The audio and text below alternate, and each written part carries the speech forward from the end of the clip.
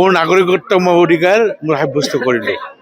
সকলোৱে অধিকাৰ সাব্যস্ত কৰক, নিজৰ মতে নিজৰ বিবেক মতে ভোট প্ৰদান কৰক, কোনো বাদ পৰিব নালাগে আৰু শান্তি শৃংখলা বজাই ৰাখি সকলো জনসাধাৰণে যে ভোট প্ৰদান কৰে তাৰ কাৰণে মই আহ্বান জনাইছোঁ।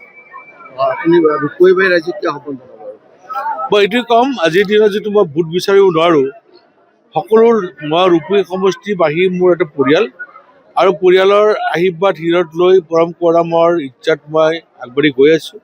গতিকে সকলোৱে মই দুৱাৰ আশীৰ্বাদ কামনা কৰিছোঁ।